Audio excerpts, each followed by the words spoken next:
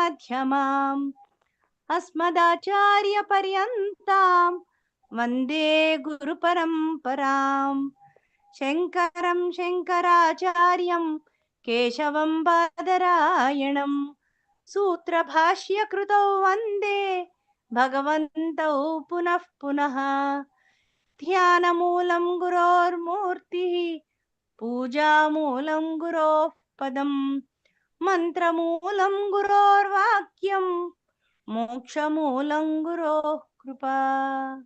హరి ఓం. ప్రణాములు గురువు గారు. తరగతి ప్రారంభించవలసిందిగా విన్నవించుకుంటున్నాను. శుభం. రికార్డింగ్.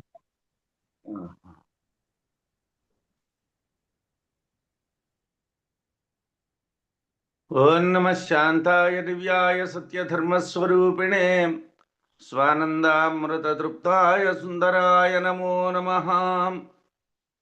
మనం అనుభూతి ప్రకాశం శ్వేతాశ్వతరోపనిషత్ సారం చెప్పుకుంటున్నాం. ఈ మధ్యకాలంలో మనం మన వేదాంత శిబిరంలో కాలక్షేపం చేయటంలో ఒక 3 వారాలు ఎంతో మనం 4 వారాలు చెప్పుకోలేదు. మళ్ళీ తిరిగి మనం ఈ రోజు దగ్గర నుంచి శ్వేతాశ్వతరోపనిషత్ సారాన్ని చెప్పుకుంటున్నాం. తత శుద్ధమతిర్బ్రహ్మ భూతేషు అవస్థితం అంతర్బహిశ్చ సంవ్యాప్తం జ్ఞాత్వా స్యాత్ స్మృతివర్జితః. మనం క్రితం వారం అంటే ఈ పాఠాన్ని ఆపేయటానికి ముందర మనం చెప్పుకున్నప్పుడు బుద్ధికి శుద్ధిని కలిగించటం కోసం కొన్ని మంత్రాలని ధ్యానం చేయాలి అని చెప్పుకున్నాం. మంద మధ్యమాధికారులకు సంబంధించి పరమాత్మని తెలుసుకునేటువంటి విషయాన్ని గురించి మాట్లాడుతున్నారు కాబట్టి ఉత్తమాధికారులకైతే ఉపాసన అవసరం కాదు, కర్మకాండ అవసరం కాదు. మంద మధ్యమాధికారులకి ఏకాగ్రత తక్కువగా ఉంటుంది కాబట్టి వాళ్ళకి బుద్ధి శుద్ధి కావాలి. వాళ్ళ బుద్ధి శుద్ధంగా అవటానికి ప్రయత్నం చేయాలి. ఆ ప్రయత్నంలో భాగంగా బుద్ధి శుద్ధి మంత్రాల్ని మనకి చెప్పారు, మనం చదువుకున్నాం.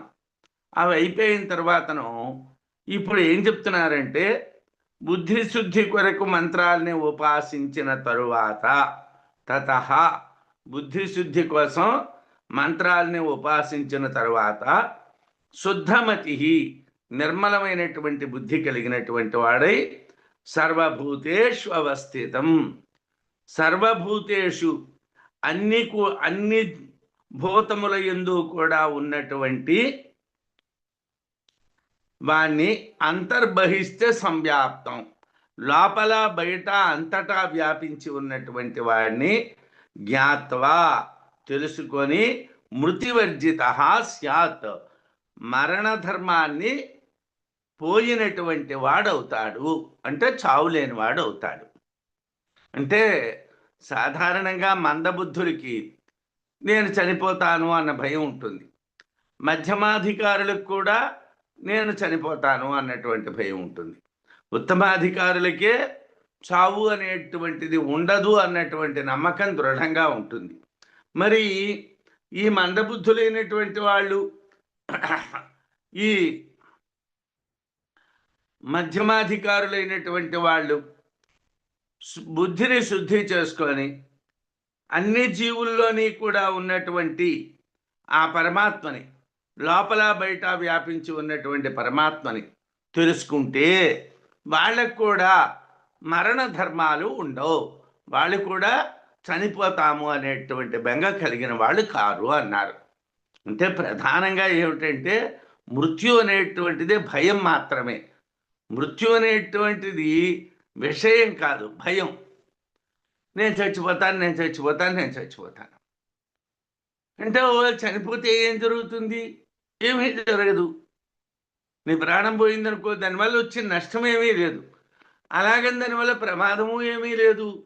నువ్వు మరో శరీరానికి వెళ్తావా, మోక్షానికి వెళ్తావా అన్నటువంటిది నీ యొక్క స్థితిని బట్టి ఉంటుంది. అంతకు తప్పించి మరణం అనేటువంటిది ఏమీ విషయం కాదు. మన లోకల్లో అంటుంటారు, ఎవరైనా మరణాన్ని గురించి మాట్లాడితే అశుభం మాట్లాడకండి, అశుభం మాట్లాడకండి అంట. అంటే బ్రతికి ఉండడం శుభం, చనిపోవడం అశుభమునా? అసలు నువ్వు బతుకుతున్నావన్నా, నువ్వు పుట్టేవన్నా, నువ్వు చనిపోయేవన్నా 3 దశలు కూడా భ్రాంతి దశలే. నువ్వు పుట్టలేదు, నువ్వు లేవు, నువ్వు చావలేదు. నేను పుట్టాను అన్నది భ్రాంతి, నేనున్నాను అన్నది భ్రాంతి, నేను పోయాను అన్నది భ్రాంతి.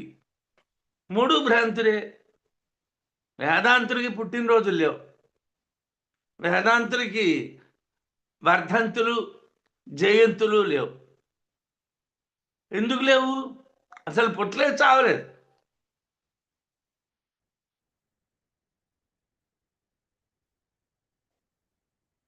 చాలా అమాయకంగా కొంతమంది శంకరాచార్యుల వారి జయంతి చేశామండి, శంకరాచార్యుల వారి జయంతి నాడు శంకరాచార్యుల వారు పుట్టారా? శంకరాచార్యుల వారు ఎప్పుడూ ఉన్నారు. శంకరాచార్యుల వారు అనేటువంటి వారు ఎప్పుడూ ఉన్నారు. ఎందుకోసం? అద్వైతం ఎప్పుడూ ఉన్నది కాబట్టి ఎప్పుడూ ఆయన ఉన్నాడు. అప్పుడు ఉన్నాడు, ఇప్పుడు ఉన్నాడు, ఎప్పుడూ ఉన్నాడు. ఆయన ఉంటాడు, ఎప్పుడూ ఉంటాడు. వ్యాసుడు పుట్టాడా? ఎప్పుడూ ఉన్నాడు. వాల్మీకి పుట్టాడా? ఎప్పుడూ ఉన్నాడు. ఎందుకోసం?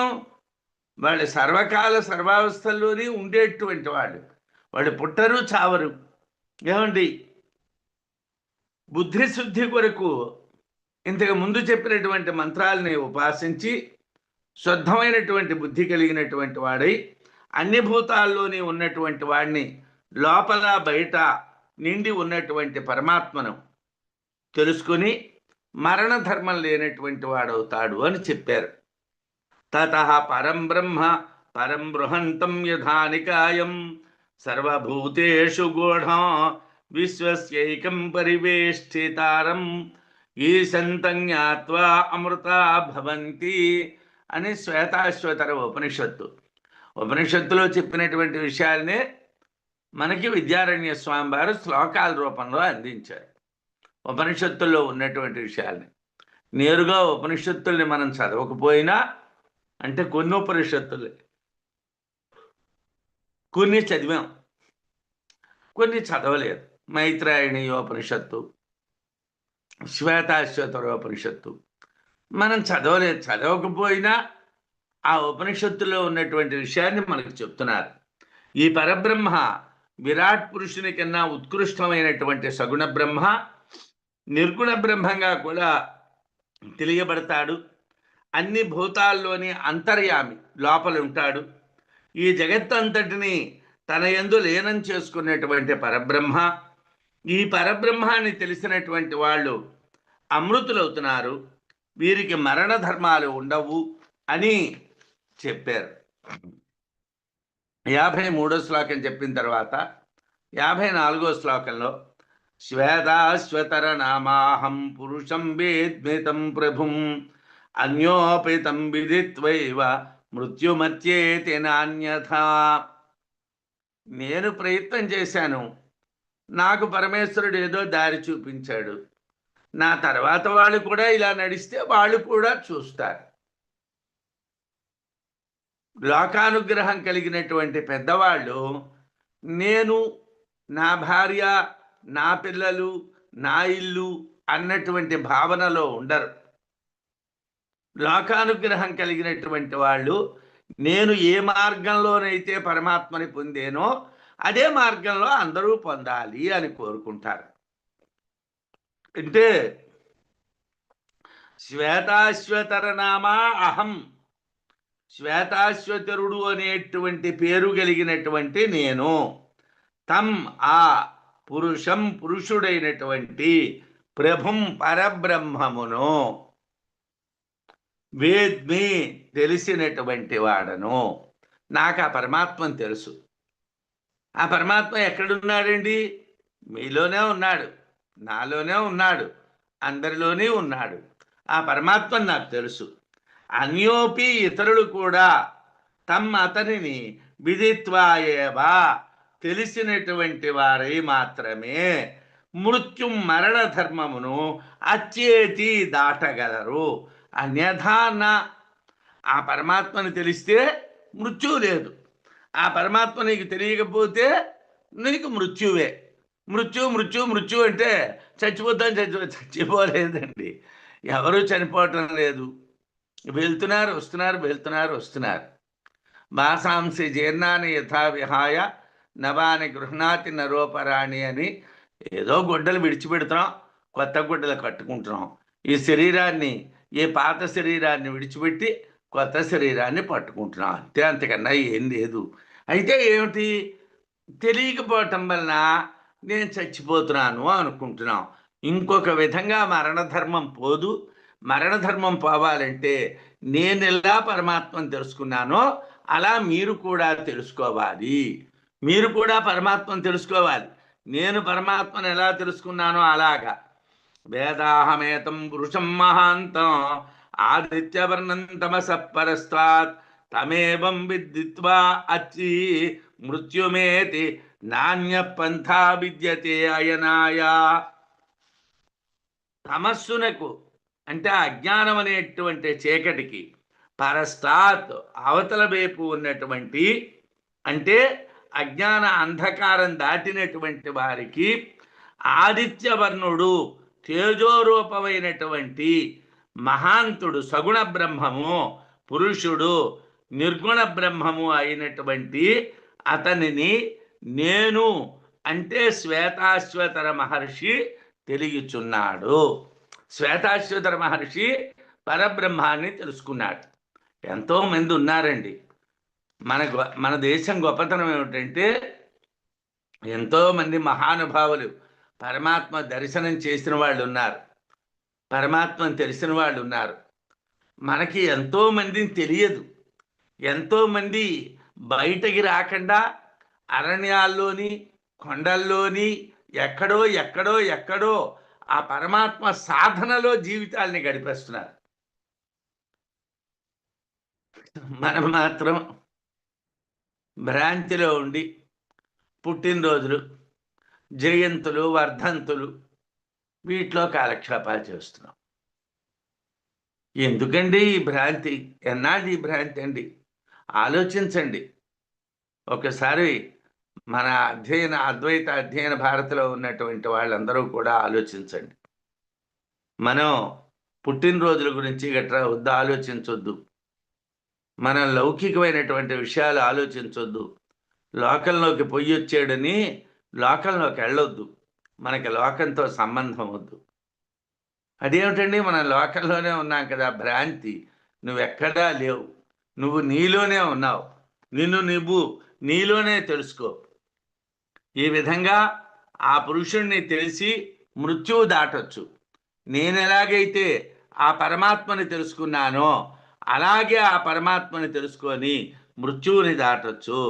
మృత్యువుని దాటడానికి మరో మార్గం లేదు.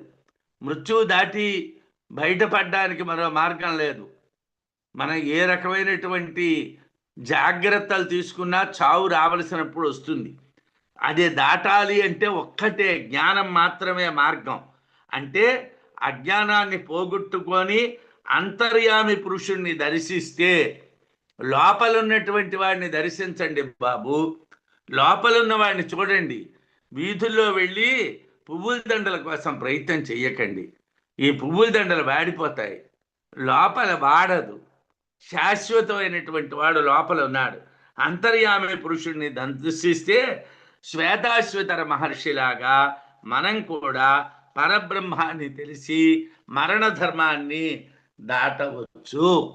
శ్వేతాశ్వతర మహర్షిలాగైతే మరణ ధర్మాన్ని దాటాడో మనం కూడా అలా దాటొచ్చును. యస్మాత్ పరన్నాపరన్ వా కించిదస్తి తదద్వయం వృక్షవన్నిశ్చలం తేన పూర్ణం సర్వం ఇదం జగతో. ఏమండి, ఈ జగత్తంతా కూడా నేనండి, నాకు ఏదో వ్యాపకాలు ఉన్నాయండి, నేను ఉదయం లేచి ఏదో పనులు చేస్తున్నానండి. మీకు చెప్పాను, మనం ఇప్పుడు చదువుతున్నటువంటి అధ్యాయం మంద మధ్యమాధికారులకు సంబంధించినటువంటి అధ్యాయం.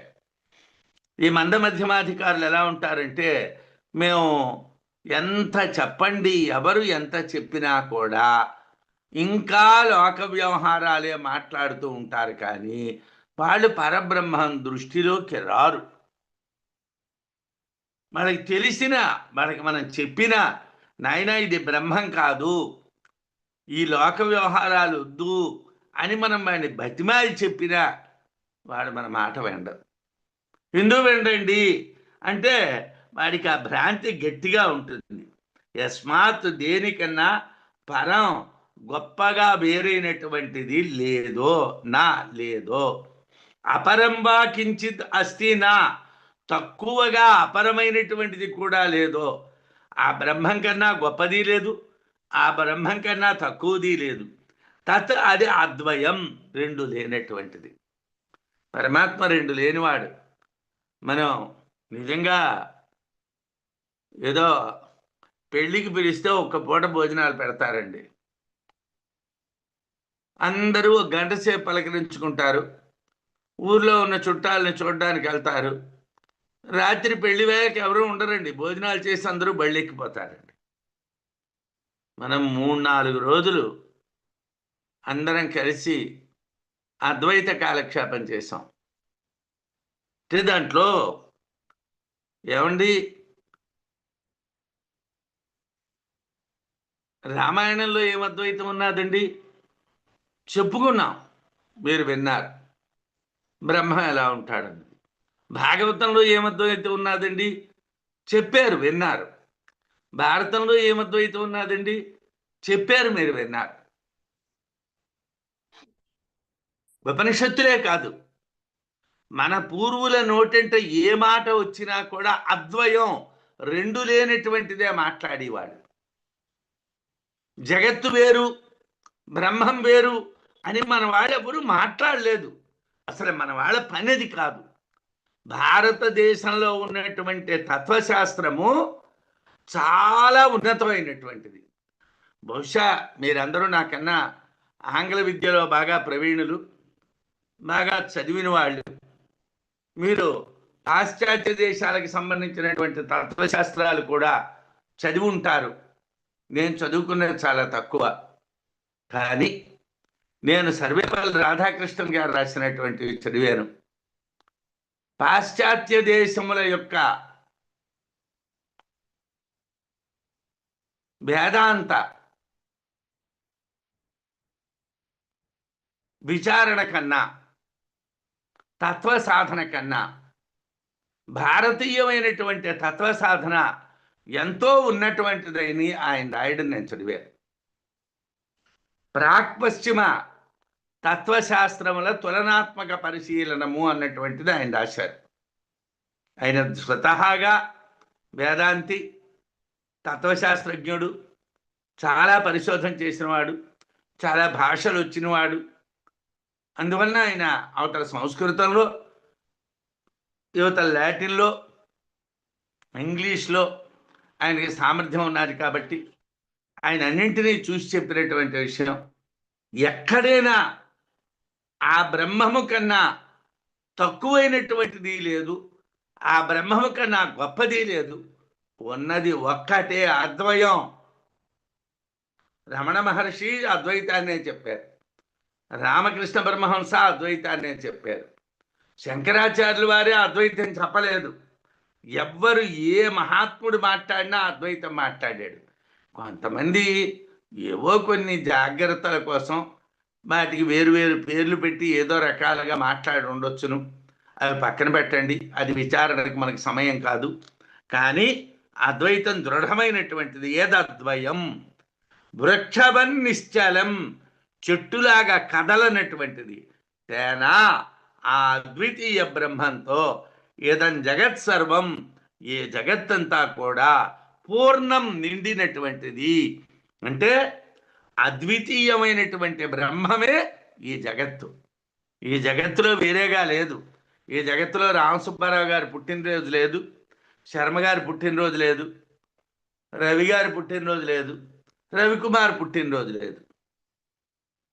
అందరూ బ్రహ్మమే, అందరూ బ్రహ్మమే, అందరి యందు ఉన్నది బ్రహ్మమే. ఎక్కడా బ్రహ్మం లేనటువంటి ప్రదేశం లేదు. జగత్తంతా కూడా నిండి ఉన్నది. దేనికన్నా పరమైనటువంటిది లేదో, దేనికన్నా అపరమైనటువంటిది లేదో, అది అద్వితీయమైనటువంటి బ్రహ్మ పదార్థం. అంటే బ్రహ్మము అన్నది పరము కాదు, అపరము కాదు. పరబ్రహ్మం, అపరబ్రహ్మం ఇది మనం పాఠం చెప్పడానికి. బ్రహ్మం ఒక్కటే, పరబ్రహ్మం ఒక్కటే. మనం చాలా ఎక్కువ సార్లు అన్నమయ్య గారిని తలుచుకున్నారు. ఏ గీతాలు రాసిన వాళ్ళైనా, ఏ కృతులు రాసిన వాళ్ళైనా, ఎవరైనా అద్వైతాన్నే చెప్పారండి.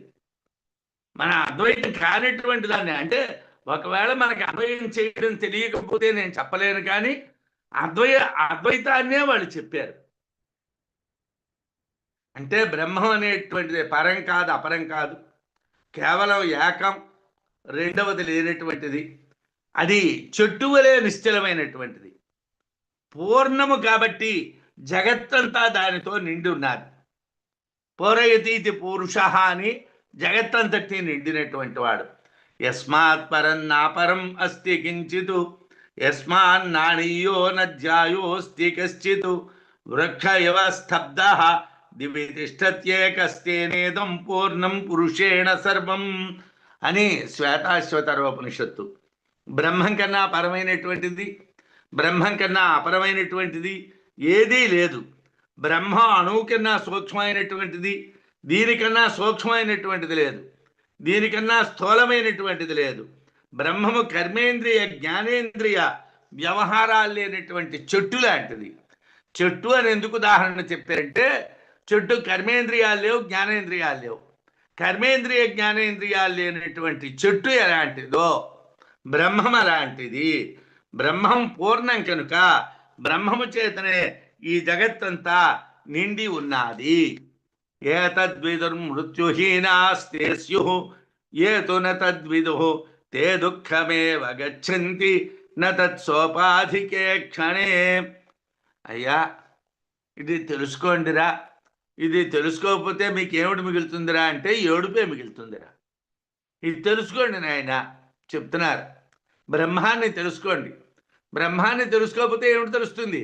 రోజు కూర్చొని భార్య బుర్ర వీడు, వీడి బుర్ర భార్య, పిల్లల బుర్రలు వీళ్ళు, పిల్లలు వీళ్ళ బుర్రలు తినేస్తూ ఉండమే. నేను చచ్చిపోతున్నాను రా, నేను చచ్చిపోతున్నాను రా, నేను చచ్చిపోతున్నాను రా, లేవలేకపోతున్నాను రా, కూర్చోలేకపోతున్నాను రా, తినలేకపోతున్నాను రా, వీళ్ళు తినేస్తూ ఉంటారు. వాళ్ళు మా బుర్ర తినేస్తే మేమేం చేస్తాను నాన్న, ఏ డాక్టర్ దగ్గరికి పో అంటూ ఉంటారు వాళ్ళు. ఎందుకీ గోల? ఏమిటి గోల? ఏతద్విదుః పైన చెప్పబడినటువంటి విధంగా బ్రహ్మతత్వము తెలిసినటువంటి వాళ్ళు తే మృత్యుహీనాః వాళ్ళకి చావు లేదు. ఏమున్నదండి, ఉన్నంతకాలం ఈ దేహం ఉంటుంది, ఎప్పుడప్పుడు ఈ దేహం పోతుంది. ఏం గొప్ప వెళ్ళిపోయింది దేహం పోతే? ఎంతమంది దేహాలు పోలేదు? మన తండ్రుల దేహాలు పోలేదా? మన తాతల దేహాలు పోలేదా? మన ముత్తాతల దేహాలు పోలేదా? ఎన్ని దేహాలు పోయే? లోకంలో ఎంతమంది దేహాలు పోయే? దేహం ఏమైనా శాశ్వతంగా ఉంటుందా? ఉంటుంది. ఏ మృత్యుహీనాః వాడు చావులేని వాడు. స్యుః ఆగుతున్నారు. ఏతు ఎవరైతే నతద్విదుః బ్రహ్మాన్ని తెలియరో, బ్రహ్మ పదార్థాన్ని తెలియకుండా చదువుతూ ఉంటారు. బ్రహ్మ అంటే వాళ్ళకి అక్కర్లేదు, వాళ్ళకి బ్రహ్మమే దృష్టి ఉండదు. అటువంటి వాళ్ళు తే వారు దుఃఖమే వాపియంతి అంటే వాళ్ళు దుఃఖాన్నే పొందుతారు. వాళ్ళ దుఃఖమే గచ్చంతి, వాళ్ళ దుఃఖాన్నే పొందుతారు. తత్సోపాధికే క్షణే. ఆ బ్రహ్మాన్ని స్వాపాధికంగా చూసినా దుఃఖం ఉండదు. నిరుపాధిగానే కాదు, ఉపాధితోనైనా చూడరా నాయనా. ఆ పరమాత్మని శరీరంతోనైనా చూడరా. కృష్ణుడు వాళ్ళో పరమాత్మని చూడరా, రాముడు వాళ్ళో పరమాత్మని చూడరా, నీలో పరమాత్మని చూడరా, నీ ఎదుటి వాళ్ళలో పరమాత్మని చూడరా. పరమాత్మని పోనీ శరీరంతో చూడరా, చూసినా నీకు దుఃఖం ఉండదు. నతత్ స్వాపాధికే క్షణే. ఏమయ్యా, బ్రహ్మాన్ని తెలిసినటువంటి వాడు మృత్యువుని పొందడు, తెలియనటువంటి వాళ్ళు దుఃఖాన్ని పొందుతారు. ఆ బ్రహ్మము నిరుపాధికంగా నువ్వు దర్శించలేకపోయినా స్వాపాధికంగానేనా ఉపాధితో కూడుకున్నటువంటి పరబ్రహ్మాన్నైనా చూడు.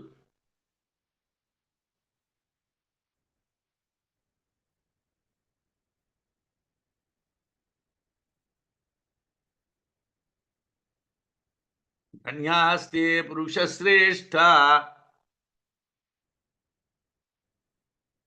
ఎవరైతే ఎవరు గొప్పవాళ్ళండి? ధన్యాస్తే పురుషశ్రేష్ఠా.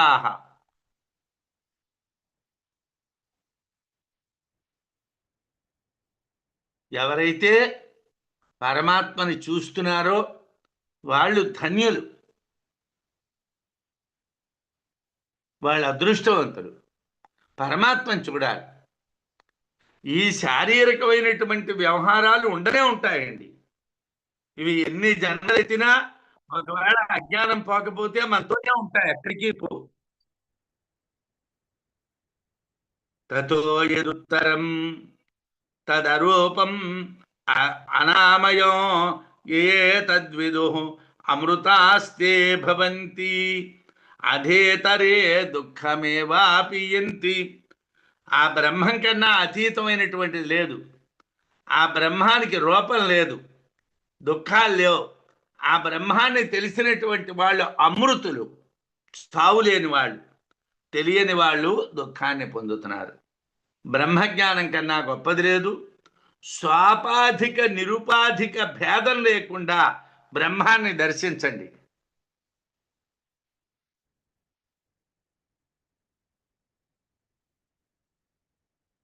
స్వాపాధికం శరీరంతో కూడుకున్నటువంటి బ్రహ్మం, శరీరం లేని బ్రహ్మం అని రెండు కాకుండా బ్రహ్మం ఒక్కటే ఉన్నది, అంతటా బ్రహ్మమే ఉన్నది అని దర్శించండి. దుఃఖాన్ని పొందరు, లేకపోతే దుఃఖాన్ని పొందుతారు అని మనకి చెప్పారండి. దుర్లక్ష్యో నిరుపాధ్యాత్మ సూక్ష్మధీవర్జితైర్నరై. ఏమండి, మీరేం చెప్పండి, నాకు అనవసరం. నాకు ఒక విషయం కావాలండి. ఏమిట్రా నాన్న, ఏం కావాలి నీకు అంటే, నాకు ఎక్కడో మీరు పరబ్రహ్మం అని ఉన్నదన్నారు కదండి, ఆ నిరుపాధికమైనటువంటి పరబ్రహ్మం దాన్ని చూసియడం చెప్పేయండి. అది ఎలా చూసేయాలో నాకు చెప్పేయండి. ఎలా చెప్పేమన్నారా? చెయ్యి పట్టుకున్నారు ఓ డాక్టర్ గారు. అయ్యా, మీకు ఫలానా రోగం ఉన్నదని చెప్పారు. 100 టెస్టులు చేయిస్తే తెలిసేటటువంటి రోగాన్ని ఇలా చెయ్యి పట్టుకోను, ఇలాగా గుండె మీద చేయి వేసో, లేకపోతే ఇలా కళ్ళు చూసో, నాలుగు చూపెట్టమనో చెప్పేశారు రోగం. ఎలా చెప్పేశారండి ఆయన వైద్యంలో అంత గొప్పవాడు. నాలుక చూసి రోగాన్ని చెప్పాడు, కళ్ళు చూసి రోగాన్ని చెప్పాడు, చెయ్యి చూసి రోగాన్ని చెప్పాడు, నడిస్తే రోగాన్ని చెప్పాడు, మాట్లాడితే రోగాన్ని చెప్పాడు. అంటే వాడి ఇంద్రియాలు ఎలా పనిచేస్తున్నాయన్నటువంటిది, వాడి యొక్క శరీరం యొక్క నిర్మాణంలో ఎక్కడ లోపం ఉన్నదన్నటువంటిది వాడిని చూస్తే చెప్పేశాడు, ఏ టెస్ట్ అక్కర్లేకుండా. అది అందరికీ సాధ్యమేనా? అది అందరికీ సాధ్యం. నేను ఎంబీబీఎస్ చదివానండి, ఆయన ఎంబీబీఎస్ చదివారండి, ఆయన ఎలా చెప్పేశారండి? అదేం లేదండి. ఆ నిరుపాధి అయినటువంటి పరమాత్మని చూడడానికి సూక్ష్మమైనటువంటి బుద్ధి ఉండాలండి. నిరుపాధి ఆత్మ, ఉపాధి లేనటువంటి ఆత్మ అంటే నిర్గుణ బ్రహ్మము. సూక్ష్మధీవర్జితై, సూక్ష్మ బుద్ధి లేనటువంటి నరై, మానవుల చేత దుర్లక్ష్య, దర్శించుటకు వీలు కాదు. చాలా సూక్ష్మమైన బుద్ధి ఉన్నటువంటి వాళ్ళే చెప్పగలరు, లేని వాళ్ళు చెప్పలేరు. చాలా సూక్ష్మమైన బుద్ధి ఉండాలి. ఒక 50 ఏళ్ళు 40 ఏళ్ల క్రితం ఇప్పుడున్నంత టెక్నాలజీ లేదు, ఇప్పుడున్న టెస్టులు లేవు. అప్పుడు వైద్యులు ఉండేవాడు, వాళ్ళ దగ్గరికి వెళ్తే కళ్ళు చూసేవాడు, నాలుగు చూపించరా అనేవాళ్ళు, చెయ్యి చూసేవాళ్ళు, మందు రాసేవాడు. ఎలా వాళ్ళకి ఆ రోగం తెలిసింది? ఏ రోగమో ఎలా వాళ్ళు గుర్తించారు? వాళ్ళకి ఏమిటి శక్తి ఉన్నది మనకు తెలియదు. సూక్ష్మమైనటువంటి బుద్ధి కలిగినటువంటి వాళ్ళు విషయం వేరు, వాళ్ళు పరమాత్మని చూడగలరు. అది లేనటువంటి వాళ్ళు నిరుపాధికమైనటువంటి ఉపాధి లేనటువంటి ఆత్మని చూడలేరు. స్వాపాధిస్తూ అంటే స్వాపాధి ఉపాధితో కూడుకున్నటువంటి ఆత్మ సులక్ష్య ఏవ బాగుగా చూడడానికి వీలవుతుంది.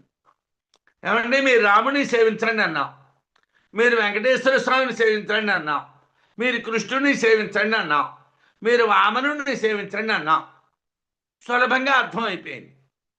సరే, మోక్షం వచ్చిందా, అంత జ్ఞానం మనకు కలిగిందా లేదా అది వేరే విషయం. దాంట్లోకి మనం వెళ్ళొద్దు, శాఖాచంక్రమణంలోకి వెళ్ళకూడదు. మనం సులభంగా దాన్ని అర్థం చేసుకున్నాం. ఇది అర్థం చేసుకోలేకపోతున్నాం, నిర్గుణాన్ని అర్థం చేసుకోలేకపోతున్నాం, స్వాపాధిని అర్థం చేసుకున్నట్టుగా నిరుపాధిని మనం అర్థం చేసుకోలేకపోతున్నాం. తస్మాత్ అందువలన అముం బ్రహ్మము ఏవో స్మరేత్, స్వాపాధికంగానే స్మరించు. అంటే రామాయణం చదువు, భాగవతం చదువు.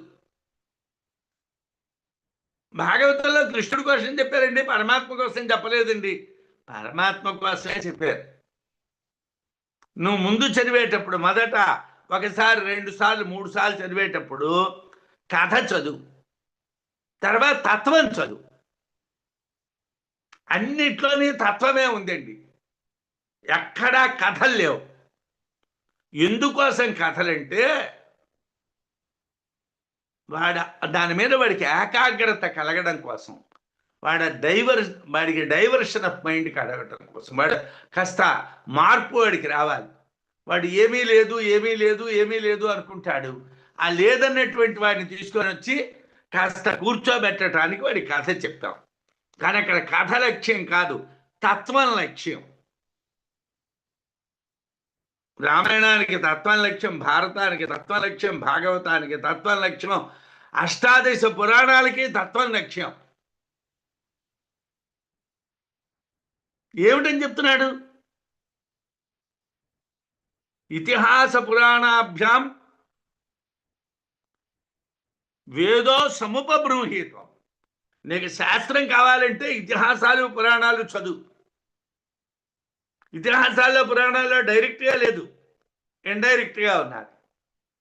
నువ్వు చదువు, నువ్వు అర్థం చేసుకో, తత్వాన్ని తెలుసుకో, తత్వం కోసం ప్రయత్నం చేయి. కాబట్టి ఉపాధితో కూడుకున్నటువంటి బ్రహ్మాన్ని ఉపాసించు. నిర్గుణోపాధి ఆ తర్వాత కలుగుతుంది. ఉపాధి అనేటువంటిది నిర్గుణమైనటువంటి ఉపాధి లేనటువంటి బ్రహ్మాన్ని సూక్ష్మ బుద్ధి లేనటువంటి వాళ్ళు చూడలేరు. ఉపాధితో కూడినటువంటి బ్రహ్మాన్ని చూడడం సులభం. కాబట్టి స్వాపాధికంగా బ్రహ్మాన్ని, ఉపాధితో బ్రహ్మాన్ని స్మరించండి. ఉపాధి అనేటువంటిది మాయ, దేహేంద్రియ సంఘాతం అనేటువంటి భేదాలు కలిగినటువంటిది. మాయతో కూడినటువంటి ఉపాధి కలది. మాయ నశించినటువంటి నిర్గుణ ఉపాధి, నిరుపాధి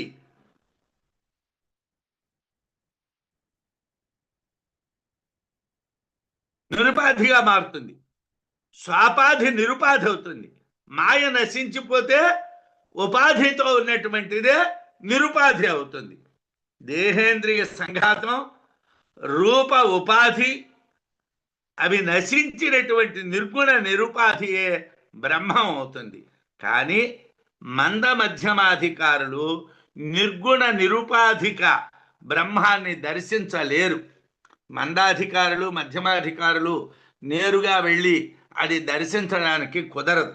కాబట్టి సగుణ స్వాపాధిక బ్రహ్మాన్నే సులభంగా దర్శించవచ్చును. సగుణమైనటువంటి ఉపాధితో కూడుకున్నటువంటి బ్రహ్మాన్ని సులభంగా దర్శించవచ్చు.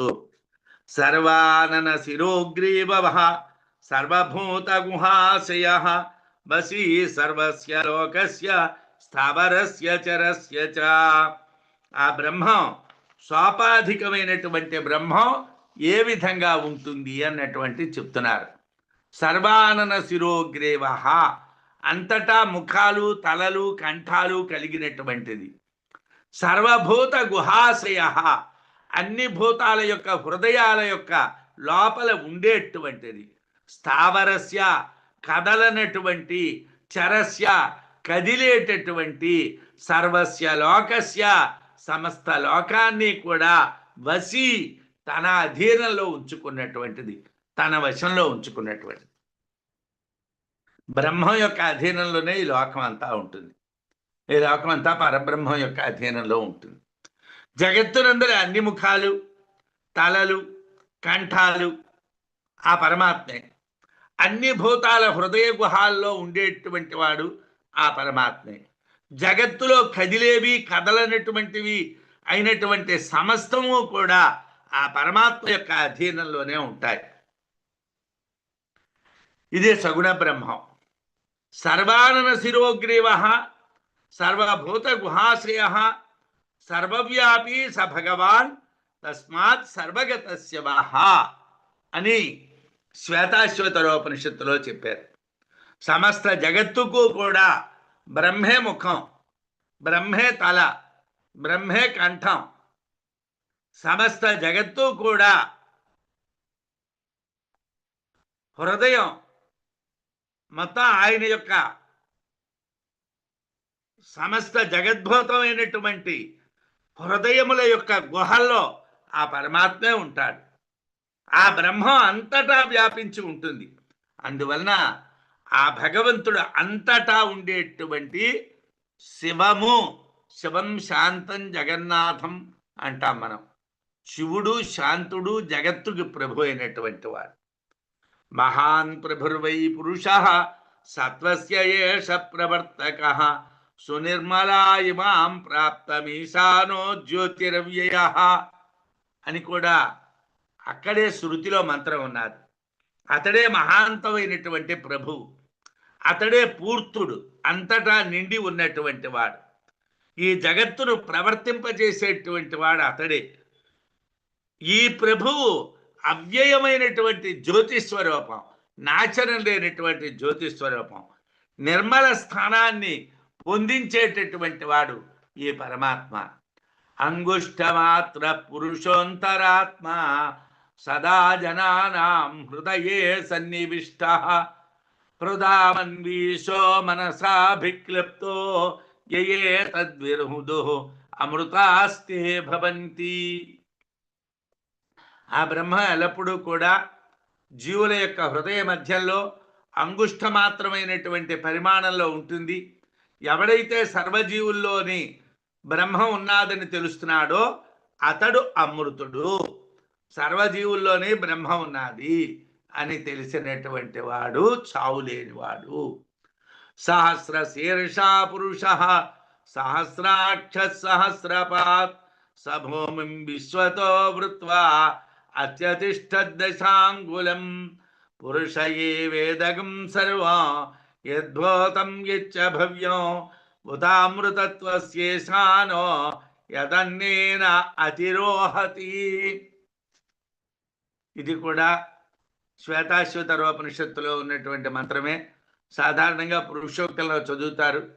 యజుర్వేదంలోని, ఋగ్వేదంలోని కూడా ఈ మంత్రాలు ఉంటాయి. యజుర్వేదంలో ఒక భాగం కాబట్టి శ్వేతాశ్వతరోపనిషత్తు అనేటువంటిది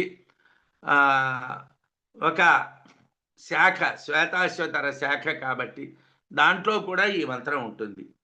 అనంతమైనటువంటి శిరస్సులు, అనంతమైన కళ్ళు, అనంతమైన పాదాలు కలిగినటువంటిది ఆ బ్రహ్మం. ఆ బ్రహ్మం ఈ జగత్తంతా వ్యాపించి ఉంటుంది.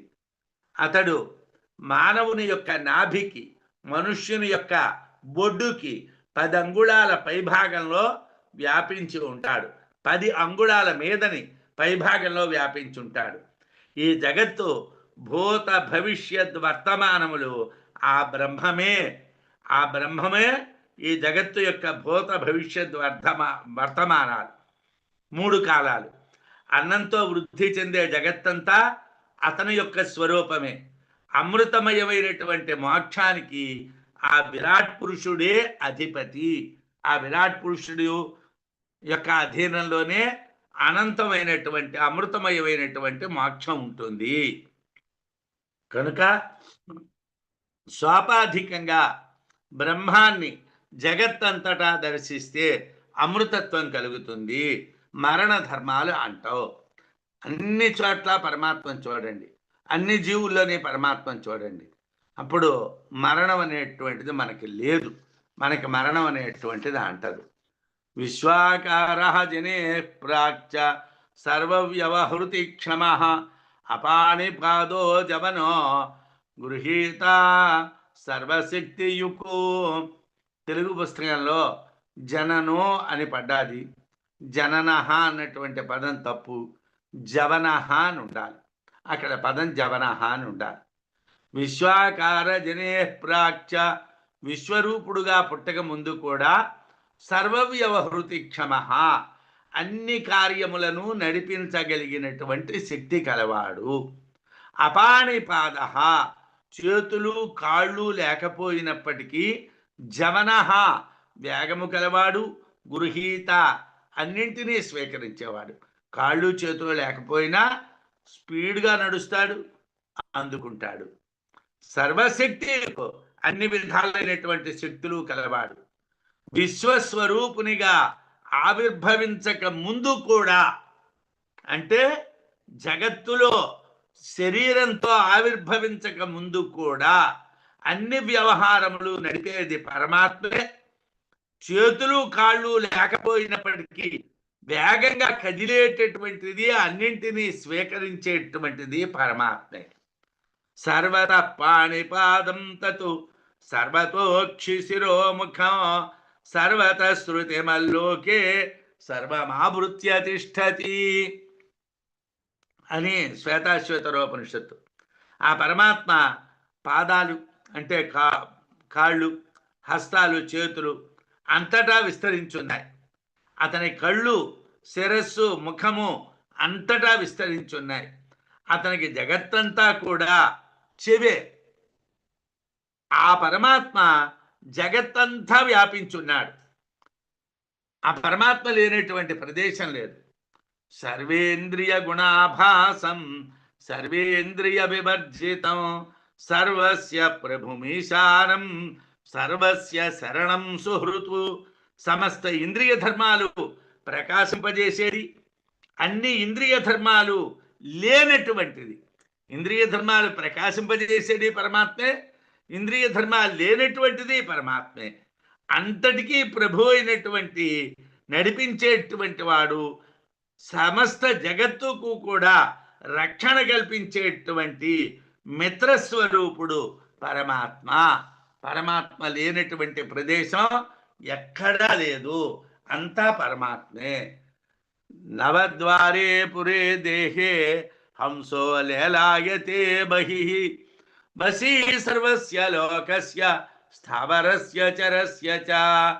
9 ద్వారాలు కలిగినటువంటి ఈ దేహంలో, ఈ శరీరంలో ఆత్మస్వరూపుడిగా ఉన్నాడు ఆ పరమాత్మ.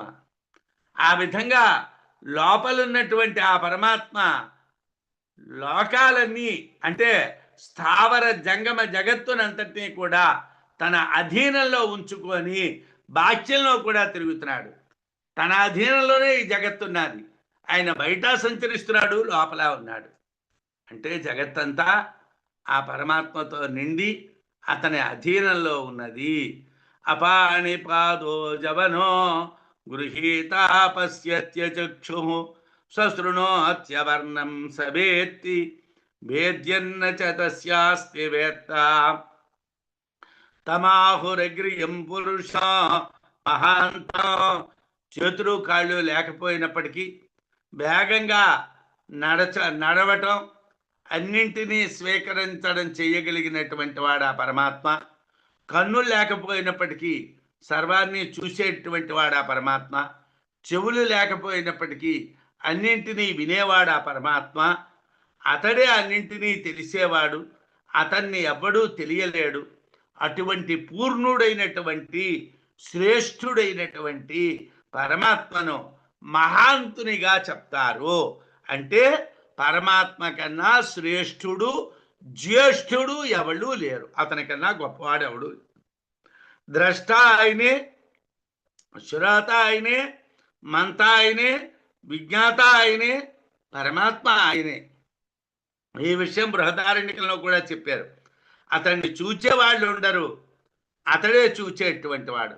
అతన్ని వినేవాళ్ళు ఉండరు, అతడే వినేవాడు.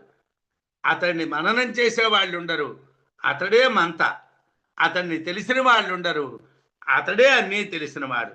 అంటే సర్వము పరమాత్మే, మిగిలినదంతా కూడా నశించేదే.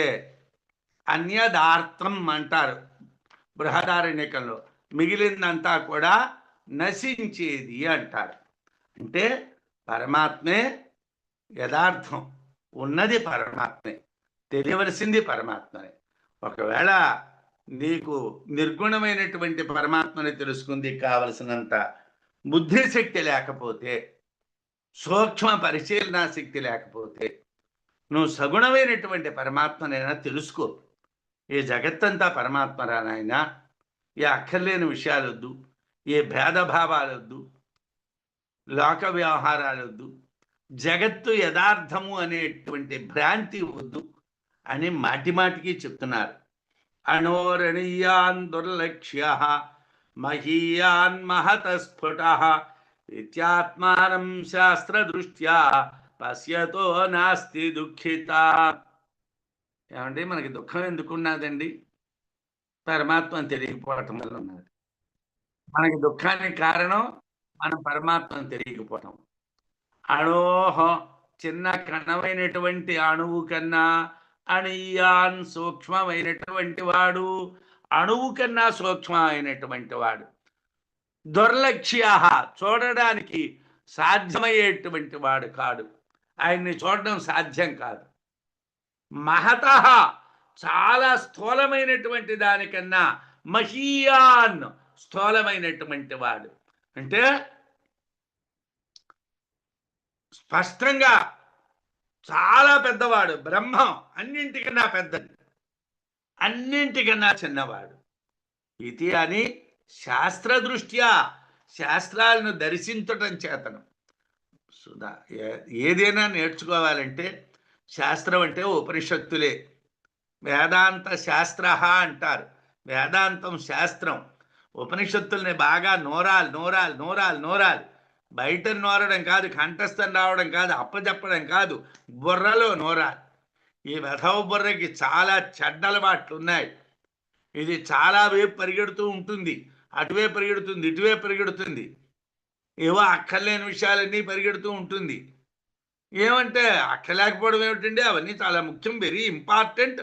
మనం జగత్తులో ఉన్నాయి. నీ భ్రాంతి కాలిపోవాలి, కానీ ఎవడేం చేయగలరా నాయన? ఇంత వేదాంతం విని నేను జగత్తులో ఉన్నాను అంటే వాడిని ఏం చెప్తాను చెప్పండి? వాడికి ఇంత వేదాంతం విని నేను జగత్తులో ఉన్నాను, మనం జగత్తులో ఉన్నాము, మనం అన్నీ పట్టించుకోవాలి, అంతకన్నా భ్రాంతి ఇంకేమిటి చెప్పండి? శాస్త్రదృష్ట్యా, శాస్త్రాలను దర్శించడం చేత ఆత్మానం పశ్యత, ఆత్మను చూచుచున్నటువంటి వారికి దుఃఖిత నాస్తి, దుఃఖము అనేటువంటిది లేదు. ఎవడైతే పరమాత్మని చూస్తున్నాడో, చూడడం అంటే కళతో కాదు శాస్త్రాలతో చూస్తున్నాడో, వాడికి దుఃఖం లేదు. పరమాత్మ అణువు కన్నా సూక్ష్మమైనటువంటి వాడు, స్థూలమైనటువంటి వాడు, అన్నింటికన్నా స్థూలమైనటువంటి వాడు అని శాస్త్రాల ద్వారా తెలిసినటువంటి వాడికి, శాస్త్రాలు వేదాంత శాస్త్రములు, ఉపనిషత్తులు, బ్రహ్మసూత్రాలు బాగా బుద్ధిలో నలగాలి, నోట్లో నలగడం కాదు, ఉపన్యాసాలు కాదు, మనకి అనుభవం ఉండాలి. మనం నుంచో అనుభూతి ప్రకాశం చదువుతున్నాం, ఒరే నాయన అనుభవం కావాలిరా అంటున్నాం. అనుభవం లేని చదువు ఎందుకండి? మా వాడు చాలా బ్రహ్మాండంగా చదువుతాడండి, రాత్రి 6 గంటలకు పుస్తకం తీస్తాడండి, 12 గంటల వరకు చదువుతాడండి, తెల్లారు లేచి పరీక్ష రాయలేడండి. మరి వాడు చదువు ఎందుకండి ఆడవడానికి? అసలు చదువుని వాడు వీడికన్నా నయం. ఎందుకోసం? వాడు అలా వింటున్నాడు, రాసేస్తున్నాడు. వీడు ఇంత చదివి వీడికి బుద్ధి లేకపోతే వీడిని చదివేది, వీడి చదువు ఎందుకు ఆడవడానికి? ఏం చేసుకుంటాడు ఈ చదువు? విద్య యొక్క ప్రయోజనం ఏమిటంటే జ్ఞానం కలగడం, అమృతత్వం కలగడం. అమృతత్వం కలగలేదనుకోండి, జ్ఞానం కలగలేదనుకోండి, నేను విద్యావంతుడిని అని చెప్పుకోవడం బోటకం. దంభార్థమపి చేయబోయెత్తు, అది దంభం మాత్రమే అవుతుంది. పరమాత్మ అణువు కన్నా సూక్ష్మమైన వాడు, స్థూలమైనటువంటి అన్నింటికన్నా స్థూలమైన వాడు అని శాస్త్రాల ద్వారా తెలిసినటువంటి వాడికి దుఃఖం లేదు. శోకం తరతి ఆత్మవిత్తు అని మరొక ఉపనిషత్తులో కూడా చెప్తారు. అణోరణీయాన్ మహతో మహీయాన్ ఆత్మా గుహాయాం నిహితోస్య జంతో తమకృతం పశ్యతి వేతశోక ధాతు ప్రసాదాత్మహిమానమీశం అని శ్వేతాశ్వతరోపనిషత్తు. అణువు కన్నా సూక్ష్మమైన వాడు, అన్నింటికన్నా స్థూలమైన వాడు, సమస్త జీవుల హృదయాకాశాల్లో ఉండేవాడు, అక్కరతువు పరమాత్మ, అక్కరతువు అని పరమాత్మని దర్శిస్తే శోకం పోతుంది, దుఃఖం పోతుంది. అక్కరతు అంటే ఏమిటండి? క్రతువు అంటే బృహదారణ్యకంలో భగవత్పాదుల వారు వ్యాఖ్యానం చేశారు. క్రతుహు నామ అధ్యవసాయో నిశ్చయో యదనంతరా క్రియా ప్రవర్తతే అని శంకరాచార్యుల వారు వ్యాఖ్యానం చేశారు. అంటే నిశ్చయము, పట్టుదల, దాని వెంటనే క్రియా ప్రవర్తించడాన్ని క్రతువు అంటారు. ఎటువంటి కామము లేకుండా ఎటువంటి క్రియ లేకపోవటమే పరమాత్మ. ఎటువంటి క్రియ లేనివాడు, ఎటువంటి కామము లేనివాడు పరమాత్మ. అతన్ని తెలిసి దుఃఖం అనేటువంటిది ఉండదు. వేదాహమేతం అజరం పురాణం సర్వాత్మానం యస్య సర్వాత్మానం సర్వగతం విభుత్వాత్ జన్మ నిరోధం ప్రబదంతి యస్య బ్రహ్మవాదినో ప్రబదంతి నిత్యం అని శ్వేతాశ్వతరోపనిషత్తులో చెప్తున్నారు. సర్వగతుడైనటువంటి వాడు పరమాత్మ. పరమాత్మ జన్మ లేనటువంటి వాడు, ముసలితనం లేనటువంటి వాడు, సనాతనమైనటువంటి వాడు, అన్నింటికీ ఆత్మ అయినటువంటి వాడు, అన్నింటి యందు వ్యాపించినటువంటి విభువు, ఐశ్వర్యం కలవాడు. అటువంటి బ్రహ్మాన్ని నేను తెలుసుకుంటున్నాను అని తెలుసుకోవాలి. స్థూలదర్శితో సాకారే సార్వాత్మ్యే వాసితే సతి నిరాకారం తతో బోద్ధం ప్రార్థయేత ఐశ్వరం వపుః.